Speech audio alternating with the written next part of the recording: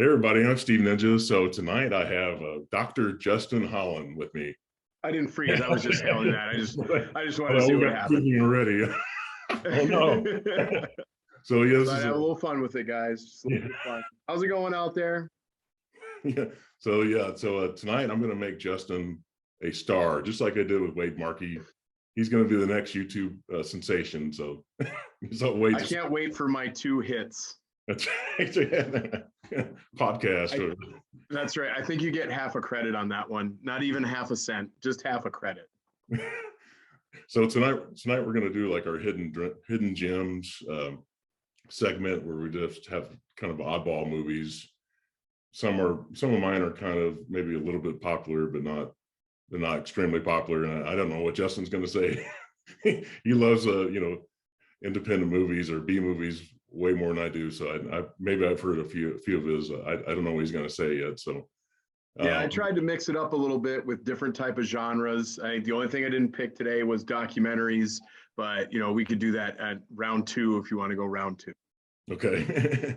So we're just going to do our top 6, and then we're going to do honorable mentions afterwards. So we're going to kind of keep it standard here. But so Justin's going to start with his number 6, and then I'll do my 6, and we'll just go back and forth. So go ahead, Justin Hollen, Dr. Hollen. All right. Well, the first one I'm going to talk about is my number 6, and I got a little picture here, so I'll show it to you. Hopefully, you'll be able to see it, and that is Grandma's Boy. Okay. So why did I pick this movie? Because it's my favorite Adam Sandler movie without Adam Sandler in it at all.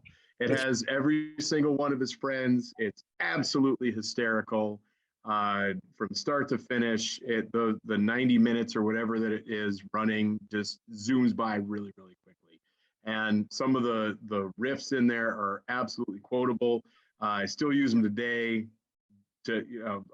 in certain situations, of course. It is not family friendly. This is not for little kids. It may not be for grown adults too. So if you're going to watch it with your mom, you better hope she has a good sense of humor. Yeah, I haven't seen that one yet, but I definitely would like to see it though. I will tell you, it is. You got to watch the unrated version of it. The director's cut it has a little bit more jokes in it that goes just a little bit to the extreme, and that's what makes it great. Okay. All right. Well, so my number 6, you've probably seen this before, but it's a Safety Not Guaranteed. Yeah, I've seen that one. Yeah, this is 2012. It's got Aubrey Plaza, Mark Duplass, and Jake Johnson in it. Mm-hmm. This director went on to do Jurassic. He went on to do Jurassic World. Was it Colin Trevorrow or Trevor Ward, something like that? But yeah, I love this movie though. It's got that great zither scene when he's got the. I don't know if you've seen that, but I think it's fantastic. So what makes it like your favorite film here, like that nobody talks about? Why is it your hidden gem? To me, it's just a low budget movie, but I love that ending. The ending's got for a low budget movie, it just has this fantastic ending. It's a time travel kind of movie. It's I really love it. It's really funny. So I really like this. But okay, what's your number 5? Number 5 is, to me, one of my favorite hidden gems, especially as a comedy. A lot of my friends didn't watch it.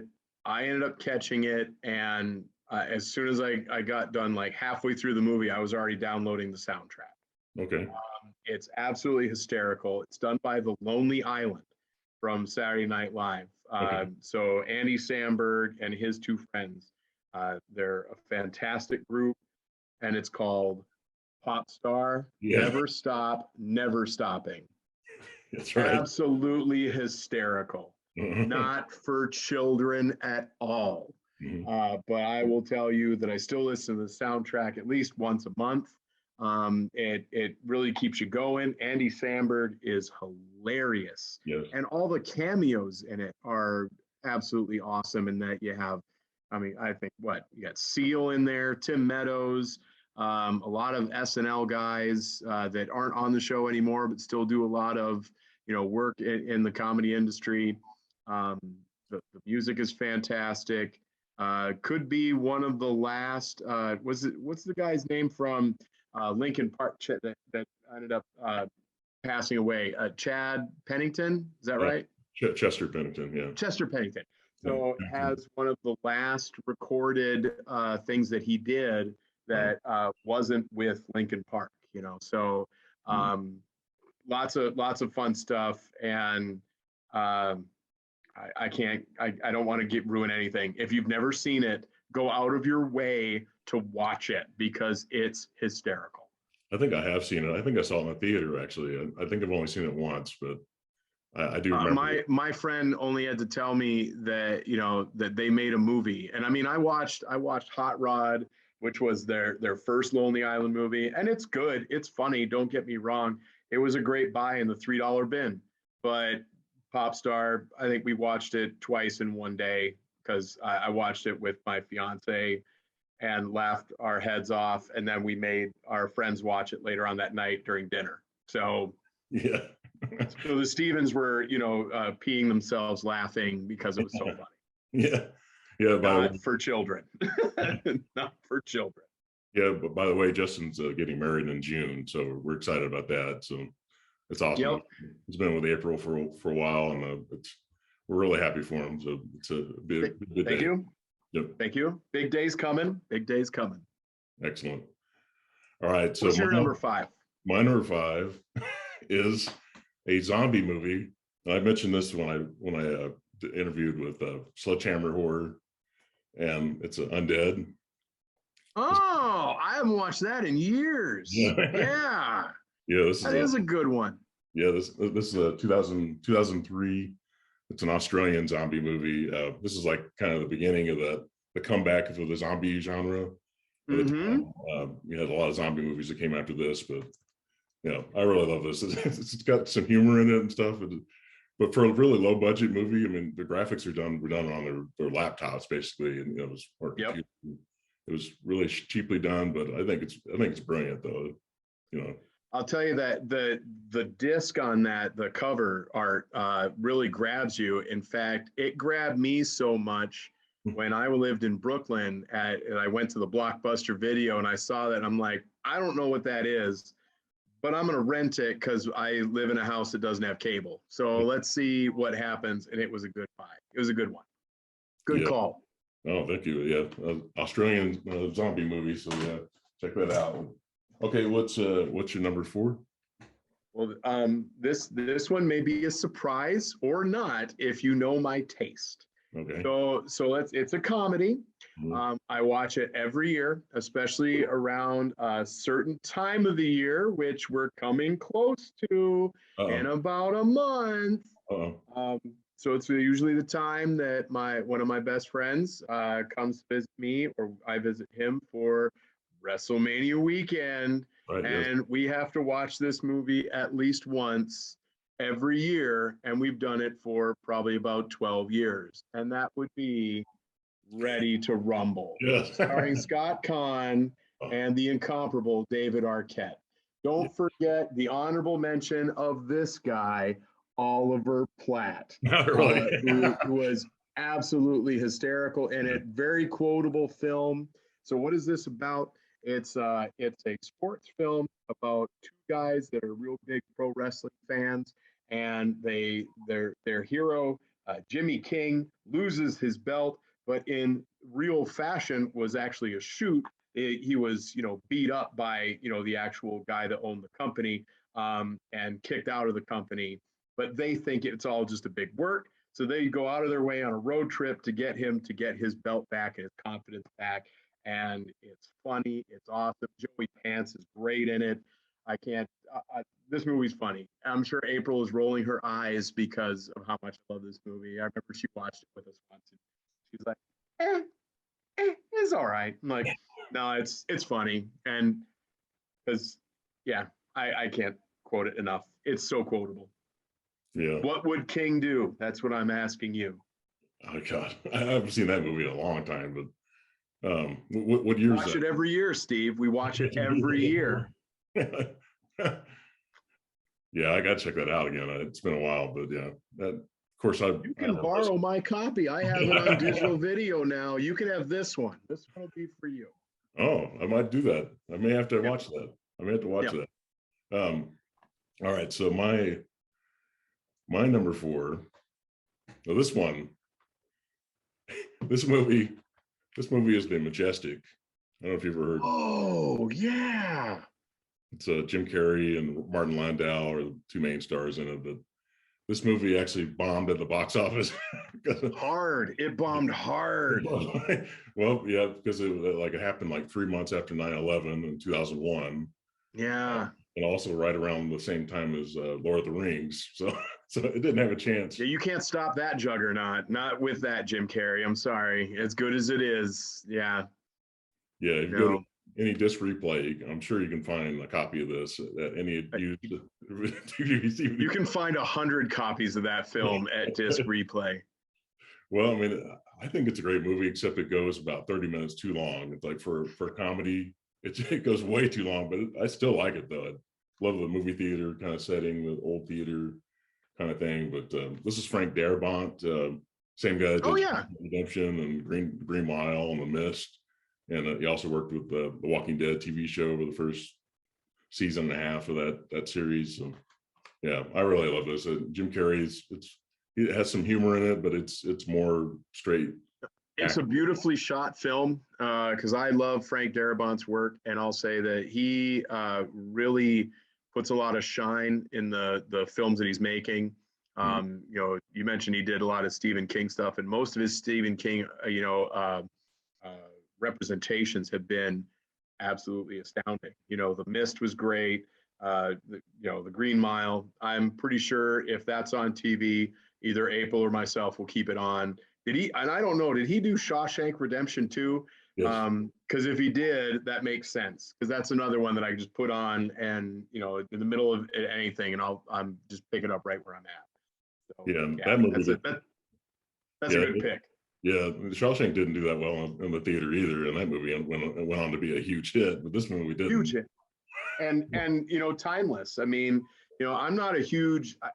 Okay, let me take a pause here, and I'll say, I'm not a huge fan of Academy Awards anymore because I think it's run by, a group of old people that just don't understand that you can have fun films that are, that don't make a lot of money and they're good, and you can still have big budget films that are fantastic that, should win awards, and they give awards to films that just, I'm bored to tears. Right. So if I have watched The Shawshank Redemption when it was in theaters, I probably wouldn't have thought it was that good, but I watched it on video, and that was a life-changing experience. It's a good film.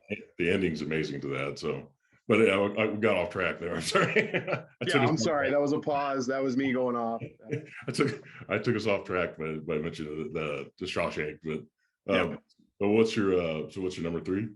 Okay, so my number three is this. When you think Arnold Schwarzenegger, what's the film that you really think that's some of his best work? Probably Terminator 2, Judgment Day, I guess. Probably. It's arguably one of his best films. Terminator's also in there, Predator's in there. Predator's in there, yep. But have you ever seen this? Raw Deal. Yeah. Raw Deal. That's right, folks. Raw Deal. Great. And why do I love this? Because, a lot of Schwarzenegger's films are all kind of the same. It's Schwarzenegger versus insert, protagonist, insert alien, insert, whatever. What does he do in this one? He takes on the mob, the Chicago mob, single-handedly, and does so with the style and grace of only an Arnold Schwarzenegger could do.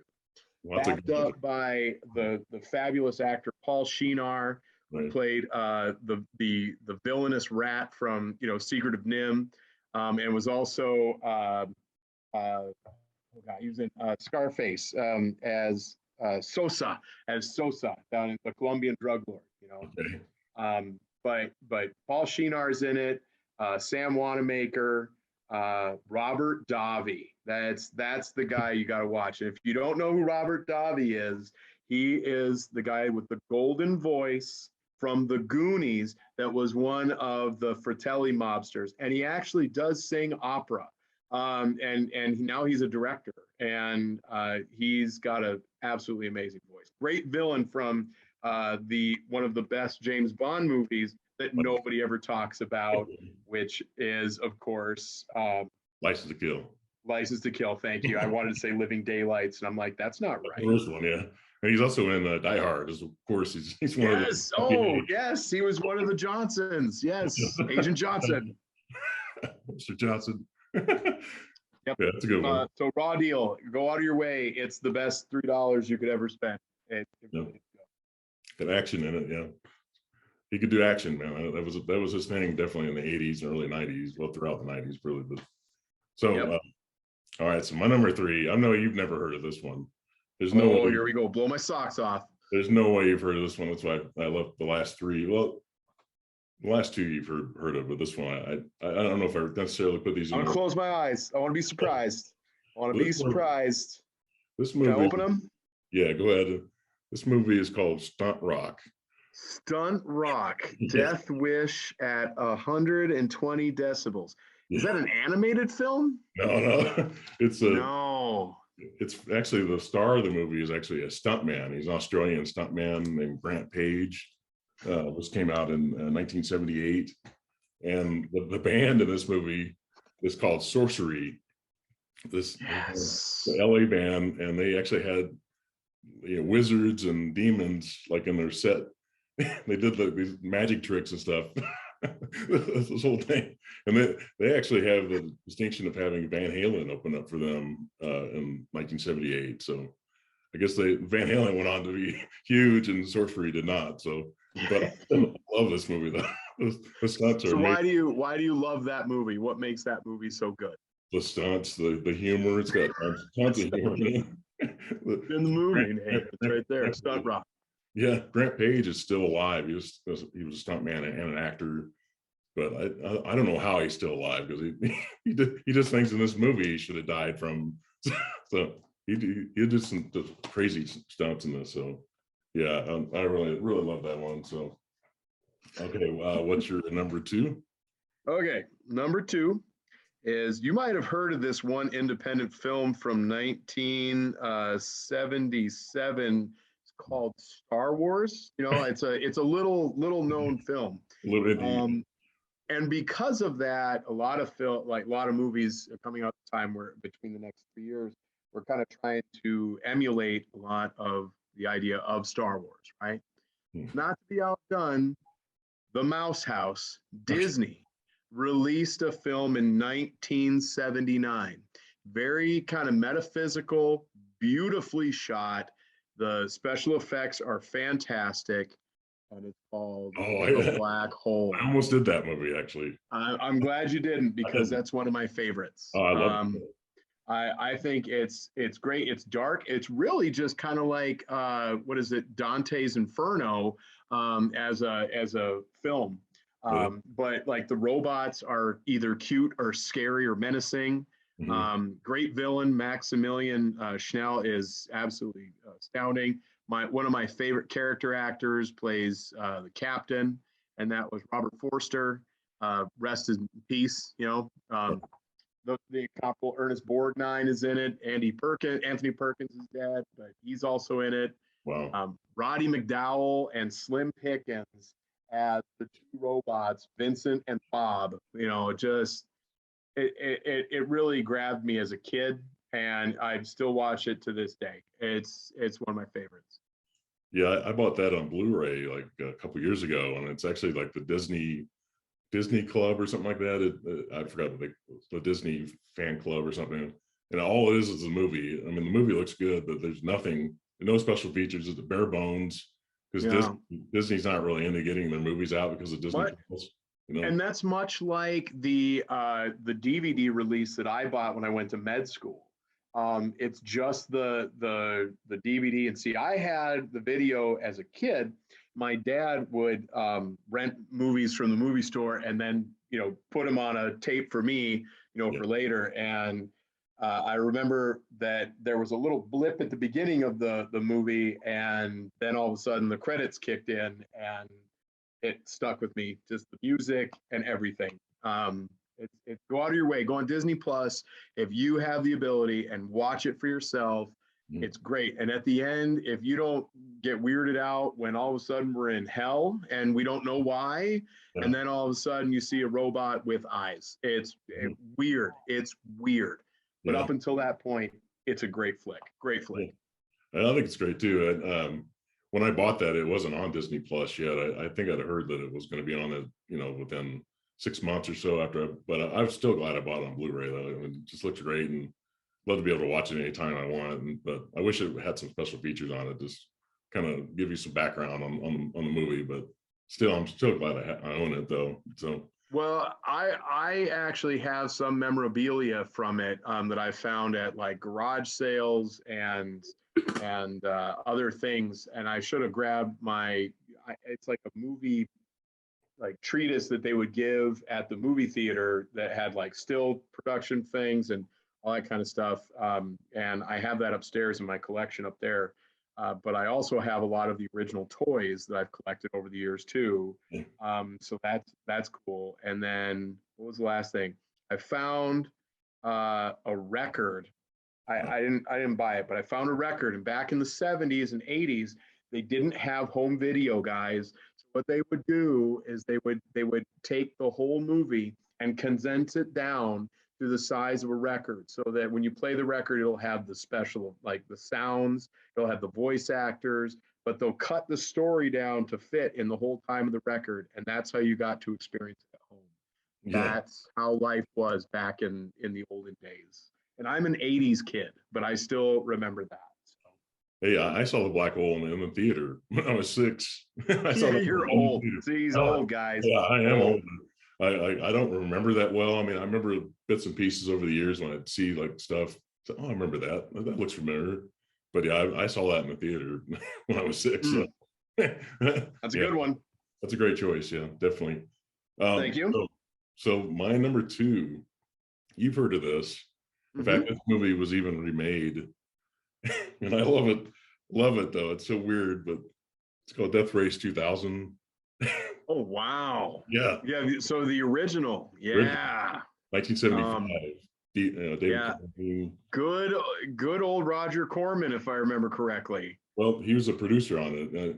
I often like I look at Rock and Roll High School. I always think that Roger Corman directed it, but he was Paul Bertel, or one of the guys that's like in a lot of his movies, a bald-headed guy. He was in Rock and Roll High School. Played one of the I think it's Paul Patel or Bartel, something like that. But he directed this,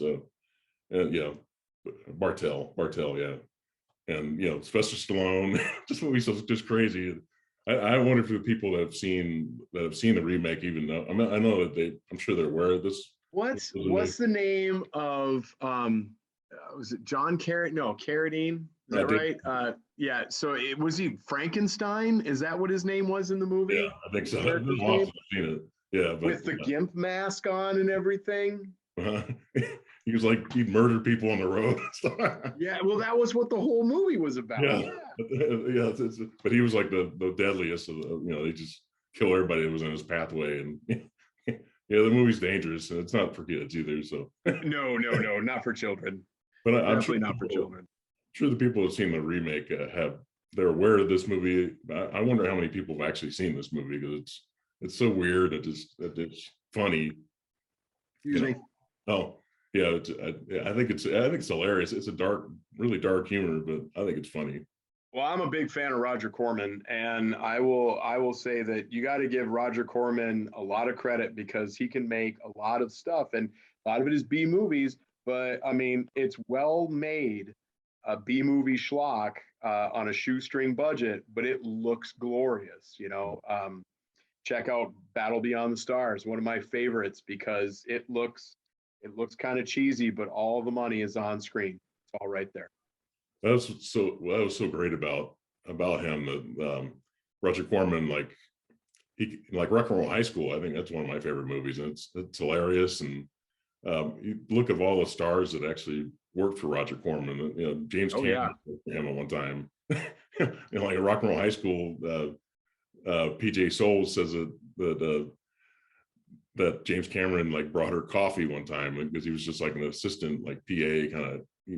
So a lot of people just started small and then went on to do major things. So like they learned from him, and people that like the budget movies. Roger Corman was like the master of getting people to wear their own costumes and just anything that he could do to cut costs so he can put everything on the screen, like you said. And but he's a master of that. And he got an honorary Oscar at one time just because he's so important to Hollywood. He's like 93, something like that now.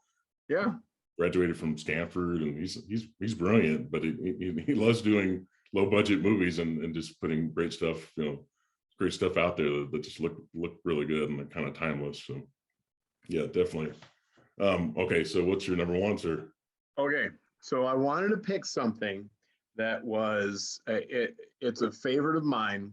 It's a genre bending film, so it kind of fits multiple genres. It's a cop detective story. There's a lot of action in it. There's some like bank robbery stuff and some aliens. Oh, but you don't expect it. Okay.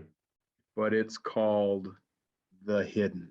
Okay. Wow. Okay. I don't know if you've ever seen this one. Michael Nouri and Kyle MacLachlan Okay. are cop and an FBI agent tracking this bank robber killer guy that keeps changing bodies, and it doesn't let up. I'm not trying to ruin anything. It's a great little film. It's a great detective story, and it really makes you think about how good Kyle MacLachlan really is. Yeah. And I will say that Dune is probably one of my favorite films that he was in. But this one's number two. This one's number two because it's not not striptease. Right. The one with the girl from Saved by the Bell. That's yeah. I get the title. Yeah, you know the one I'm talking about. Can't remember the name of it, but he was in that. And Showgirls. Showgirls, yes. He's absolutely a great actor that gets no credit for doing the stuff that he's done over the years. And he can be charming, and he can be, an action guy. And this has got some humor in it too. It's kind of funny. If you've never seen it, give it a look. See. Yeah, I've not heard of that. Is that one after Dune? Did he do the after Dune? Yeah, it came out. I don't know when it came out. Hold on, let me go to my notes here. It came out in '87. Okay, so that's even after Blue Velvet then. Yeah, it's before that, but it's a lot of fun.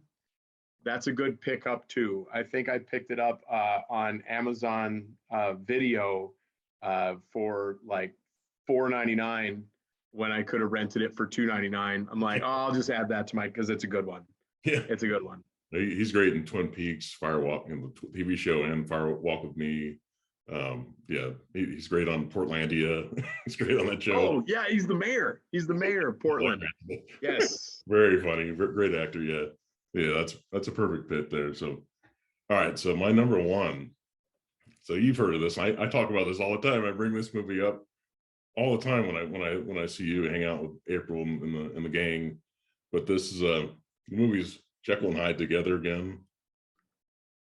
I don't think you've ever told me about this one. No, I mention it all the time. Okay, I've never heard you mention this ever. You never heard Dr. Jekyll and Hyde together again? It's got Mark Langfield from Robin Hood Men in Tights. I love how you make fun of me knowing all these B-movie films, and I'm looking at this and I'm like, yeah, that doesn't look like a A-list kind of film for you.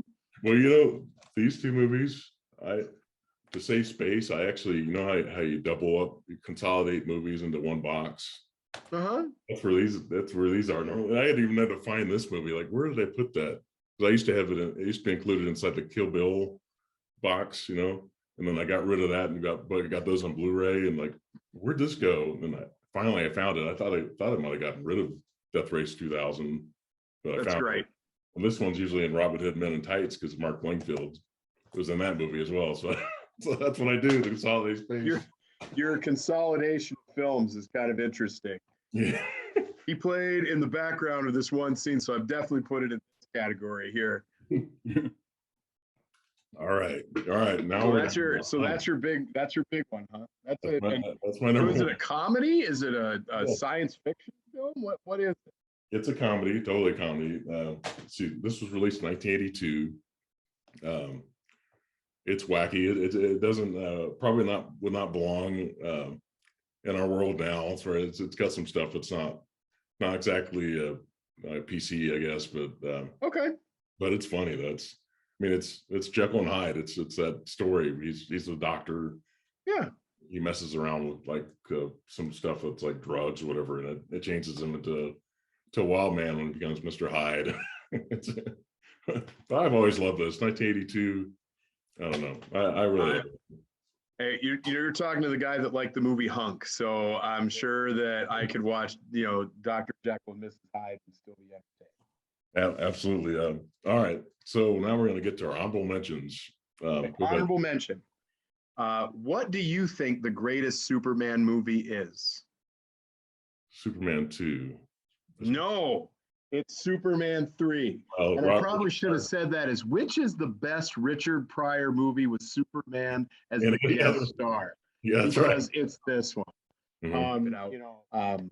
This is one of my favorite Superman movies. Why? Because it's not because of how heroic Superman is. It kind of shows that Richard Pryor is an unsung hero and comedy genius. Right. And he's in this film, because he did some great stand-up with Superman as the joke, and even does the whole bit in the movie. But he plays a great, I'm not going to call him a villain because he's not the villain. The real villain is Robert Vaughn, who plays a great smarmy villain guy. And, Superman gets drunk and turns evil, and it's fun to watch. And you can't enjoy Office Space without knowing the plot of Superman 3. Right, so right. Shout out to Office Space. That's right. That's why it's an honorable mention. I don't want to say that go watch Office Space. You got to watch Superman 3 first. Yeah, they take the storyline from directly from Superman 3. And that was directed by the same guy that did, I guess, took over for Superman 2. Richard Lester. Richard Lester. There's some really great history on YouTube from different sites that talk about the whole story of Superman 3, and it's a pretty interesting tale because Richard Lester, it's the only Superman film that doesn't open in space with the credits, zooming out at you. Right. The whole opening credit scene is really just one big kind of not Marx Brothers, but Charlie Chaplin, Buster Keaton kind of comedy, setting for like 10 minutes. It's really weird. It's really weird, but it's great. You should watch it. Yeah, I think it's funny. Like, I don't know, Richard Pryor can do computer programming without any. Somebody just picks it up. How did you do that? I don't know. I just did it. You can't do that, but I did. Yeah, I really like that. I have the box set of Superman, all those movies, Christopher Reeve, and all those. So yeah, that's a great one. That's my favorite one. Yeah, it really is. So this one, I've talked about this frequently, and I don't know if my first honorable mention here, but I think you might remember I've mentioned this before, but the movie is Hackers. Oh, see, I was going to pick that. I'm glad I didn't. That's one of my favorites. That is a fantastic film. Yeah, it's 1995, Angelina Jolie, Johnny Lee Miller. It's got a Matthew Lillard where he did Scream the following year. Oh, yeah, Fisher Stevens, man. Penn Teller is in it for some reason, Yeah. Here's what I'll tell you I love about Hackers. Besides, like the music is really good. It's a fun ride from start to finish. It's really funny. And Angelina Jolie was hot because she ate cheeseburgers. This was before she became kind of skinny and kind of this uber diva. She was a simple kind of person, and that was like a big high school crush thing. Oh, Keeping it PG. Keeping it PG. Yeah, she's amazing in that movie, and I think she got married to Johnny Lee Miller after that movie. She did. Yeah. She did because of that film. Yeah. So all right. I was originally going to do my next one, but I couldn't find my disc of it upstairs, so I grabbed this one because I forgot about it until I saw the box, and could be Mick Jagger's finest acting role. Oh, okay. Wait a minute. I think I know. And it's Freejack. Freejack. With Emilio Estevez and Anthony Hopkins and Rene Russo. It's a fun little action sci-fi romp set in the now distant past, because it was, it was like 2015 in the future. Way in the future. But it's a really interesting story, and I thought it was a really good film. Good sci-fi action, but Mick Jagger was fun in it, and kind of a good over-enunciating villain, but not really a villain. So, like I said, fun. Yeah, definitely. Yeah, that's a great one. All right, so my next one is one that actually, this movie was filmed in Indianapolis, and the DVD is really rare. This movie is called Going All the Way. Yeah, Going All the Way. Who's in that? Let me see. Jeremy Davies. All right. Ben Affleck. Affleck's in it. Amy Law Kane, Rachel Weisz, and Rosemary. I've seen this in like I want to say it came out in the middle 90s. Is that right? 95? 1997. 96? 97. Oh, see, I knew it. I have seen this over at a friend's house way back in the day. Well, my dad actually has a very brief, if you blink, you'll miss him, but my dad actually has a brief scene cameo in this, and he actually cut the extra's hair in the movie, because my dad's a retired barber now. Yeah. And also Wade's brother Kirk has a scene in this as well. So and they said while they were filming this, the director said that Ben Affleck found out the Good Will Hunting got green lit this time, because that movie came out the end of this 1997. Sure. I don't know, this movie may have been kind of delayed before they released it, but getting this DVD was really hard to get. I only got it because it was shot in Indianapolis, and it shows like old parts of downtown Indianapolis, Fountain Square, those kind of areas. So, which is all revitalized now. That whole area is kind of different now from what it looked like. Where it showed in the movie, yeah. Yeah, and they even show a scene. The movie's supposed to be a period piece, and when they get out of the train station, you can see the Hoosier Dome, the old what became the RCA Dome, with the Indianapolis Colts played. Yep. And now that's completely been torn down. But the director said he didn't notice that when they filmed it, that the camera caught the dome. This supposed to be way back, I think, Korean War, I think. But the guy, that wasn't built yet. But the guy that wrote this is his name is Dan Wakefield. He was from Indianapolis, and he wrote the book. So yeah, so I had to buy that one. I had to mention that one. So yeah, I think that's a good mention. Yeah, that's a good mention. That's rare. It's a rare one. So I'm going to throw an honorable mention, because it is the greatest Transformers movie that was ever made. Okay. And could have been, I believe it was the movie that kind of killed the franchise for a little bit too. And that's the animated film from 1986. Yeah. Did not do very well at the box office, broke a lot of hearts. A lot of people stopped buying the toys because this movie killed an entire generation of kids' hopes and dreams with the death of our hero right here on the cover. Happens about 15, 20 minutes into the movie. Spoiler alert. I'm just going to say, because the rest of the movie doesn't involve your Generation 1 heroes. It involves all these guys they made for this film. And it also has the voice work of the last speaking role ever of Charles Foster Kane himself. Okay.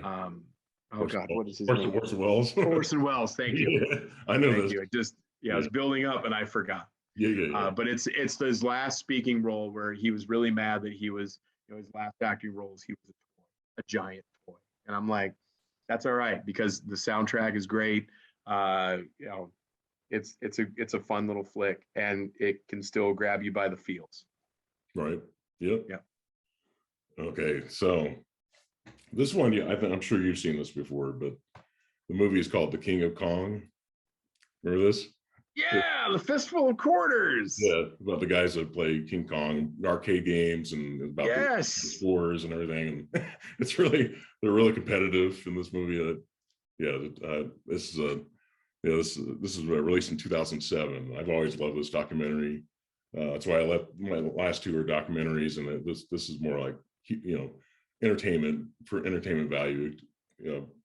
Just pure fun documentary. That's what I really love. Yeah, because they're in pursuit of the world's record for King or not King Kong, for Donkey Kong. Yeah. Yeah, I've seen this movie a couple of times. It's a fun one. I love that. If you want a really good documentary about video games and things and history, have you watched Atari Game Over? It's on Netflix. It was on Netflix for a while. It's a story about, well, it's two parts. The first is the story about the whole Atari name and history of it from the 80s. But the other part of the film is this old wives' tale that has been kind of thrown out through the years, that there is in a landfill in California is all these buried copies of the E.T. video game, still sealed, and a bunch of other games that didn't sell. And that was one of the games that killed Atari in the 80s. So go out of your way to watch it because it's like 70 minutes, but it's really good. Atari Game Over. Yeah. When you first mentioned that, I thought, I think I've seen. Yeah, I definitely remember that because it's surprising what they find in that movie. The stuff, the stuff they find in that movie is crazy. But yeah, I really enjoyed that one on Netflix. I watched it, I think at least twice on Netflix back then. But yeah. All right. So number one. Okay, the honorable mention I'm going to mention is probably the best Batman movie to bomb really hard. Okay. In the theaters. Oh no. And it's the greatest Batman movie ever. Yeah. I mean, arguably, Batman the Animated Series made a film called Mask of the Phantasm. It's great. Kevin Conroy's Batman is the definitive Batman voice. You get Mark Hamill as the Joker again, reprising his fabulous, voice acting talents, and tells the whole origin, like year one of Batman, but is a little bit different from what you know. And I think it's a really solid film that nobody seems to talk about, except like when people talk about some of the greatest animated movies ever made, they'll mention it. But I mean, you don't really hear anybody talking about it. And since there's a new Batman movie coming out this week, you should go out of your way to watch Mask of the Phantasm because it's phenomenal. Is it still on Netflix? Because I saw it a couple years ago on Netflix. I don't know. I bought it on, you can watch it on HBO Max, I think. Okay. If you have HBO Max, I know it's there. It should be in their WB section. I wonder if I thought it was rumored to be getting released on 4K at some point. And I remember when I watched it, some people say with cartoon animation, you can't really remaster that and make it look great, but I would think you could wipe that. You can, because I have the DVD of the Transformers movie, and I got the Blu-ray, and I've seen the digital copy that I got on Amazon, and I can honestly tell you they're all just a little bit different. Yeah. There's, the Blu-ray looks crisper. The remaster versions on the DVD is, pretty solid. And then, the digital one is pretty much 4K, but it's not, digital 4K. Yeah. I would recommend everybody check that out. And it's great. Even if you don't like cartoons necessarily, it's got a darkness to it that cartoons usually don't have. And so it's not necessarily for kids, but maybe a teenage, early, 13-year-olds, whatever might, or maybe even a little bit younger than that too. But it's darker than you would think a cartoon would be. But so my last one, this is one of my favorite documentaries, and the movie is called Mayor of the Sunset Strip. This is starring a radio DJ named Rodney Bingenheimer. And he has this was released in 2003. He has a star in the Hollywood Walk of Fame. He's originally had like a disco, like a dance club in LA called English Disco. And he used to have all these big time like stars, musicians coming there all the time, like Elvis and Iggy Pop and Alice Cooper and all these big time stars. And he actually shut down the dance club when the actual disco became popular. So it was like a discotheque, but he shut it down when disco became popular, and then became a radio DJ for a station called K Rock in LA, and did that for like 4 decades. And he helped, you can see some of the bands on here, but he helped bands like the Ramones and just Blondie and all these bands that were kind of popular on the Northeast coast, but then he started playing them in LA, and they became, a lot of them got stars, and they became, nationwide stars and worldwide stars. And he'd play a lot of bands would give him their demos, and he would play them on his station, because back then, radio stations didn't have like formats and stuff. They can just kind of play whatever they wanted, and so he could really make bands popular that no one's ever heard of before. And they would do that because Rodney, people would send those demos to him, and he'd just he'd find a song or whatever, and he'd play it and become a big hit song. And everybody in LA knows Rodney, everybody in the music industry. He's actually known for introducing, Gene Simmons introduced him to Van Halen, and then Rodney helped get Van Halen get their record contract 1970. So he's kind of major in the music world anyway. So it's a documentary about him, and it's got a lot of ups and downs, a lot of heartbreaking stuff in it. And he was also Rodney was also at one time one of the Monkees episodes. He actually doubled Davy Jones, because he's like the same size, and from the back he kind of looked like he had the same kind of haircut. And he doubled him in one of the episodes. The Prince and the Pauper, I think, is the name of the episode. So I've seen it. I remember watching that when I was a kid. Yeah, the Monkees. Yeah. So I know that one was on YouTube at one time, where you could watch this Mayor of the Sunset Strip. But I've always loved that, though. It's just about music and stuff, and so it's entertaining. But that was my last honorable mention there, and so that was fantastic. And this turned out even better than I thought it would happen, Justin, for us. Yeah. Well, you're welcome, man. It was your idea, and I'm just along for the ride. And like I said, round 2, just let me know when you want to do round 2. That's easy. I've got more of these fun, exciting films, and and I'll make an honest, statement here. I don't think any of my films have won an Academy Award ever. So, so there's that. Yeah, these haven't either. So it does have some stars in them, but they became stars later, but yeah, but that's why I say it's it's award season, and some people enjoy watching that, and I used to watch it a lot too, but I kind of stopped when it just seemed like they keep giving stuff that I'm not interested in as this is the greatest film ever, and I'm like, really? Are you sure? Yeah, I mean, a lot of the Best Picture winners have not been that great. I used to have, you probably saw, I used to have the movie Crash in there, which I kind of liked when it first got released, but then I actually got rid of that. It's like a lot of the Oscar winners are just not memorable movies necessarily.